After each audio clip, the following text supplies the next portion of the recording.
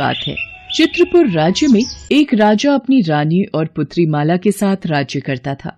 उसके राज्य में प्रजा बहुत सुखी थी। राजा और रानी खुशी खुशी जीवन व्यतीत कर रहे थे, पर अचानक रानी बीमार पड़ी और ज्यादातर अपने कक्ष में ही रहने लगी। रानी के कक्ष की छत पर चिड़िया का एक घोंसला था। अक्सर रानी चिड़िया के परिवार को देखती रहती थी। चिड़िया के एक छोटा बच्चा भी था। एक बार चिड़िया बीमार पड़ी और मर गई। चिड़िया के मरते ही चिड़े ने दूसरी चिड़िया को अपने घोंसले में जगह दे दी और अपने बच्चे को वहाँ से धक्का दे दिया। ये सब होते देख रानी का मन बहुत दुखी हुआ और वो सोच में पड़ गई, कहीं मेरे मर जाने के पश्चात राजा दूसरी शादी तो नहीं कर लेंगे और दूसरी माँ के आते ही मेरी माला को महल से तो नहीं। मुझे इस बारे में राजा से बात करनी ही होगी।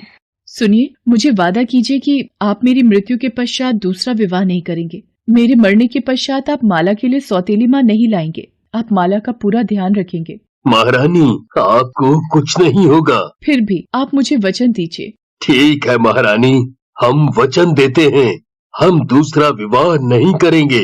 महारानी, आप आंखें खोलिए। वैद्यराज, देखिए महारानी को क्या हुआ, ये कुछ बोल क्यों नहीं रही? महाराज, महारानी स्वर्ग से धार गई है, अब ये कभी नहीं उठेंगी। महारानी, मैं माला को क्या जवाब दूं? वो आपके बिना कैसे रहेगी? पिताजी, माँ कहाँ चली गई? माँ कहीं भी नजर नहीं आ रही। माला बेटी, तुम्हारी माँ वो सामने आसमान में तारा बन गई है। रानी के चले जाने के बाद राजा अपना पूरा समय माला की देखभाल में ही लगाता था। उसने राजकाज संभालना छोड़ दिया था। इस वजह से मंत्री भी बहुत परेशान थे। एक दिन, महाराज, सभी मंत्री यही चाहते हैं कि आप दूसरा विवाह कर लें।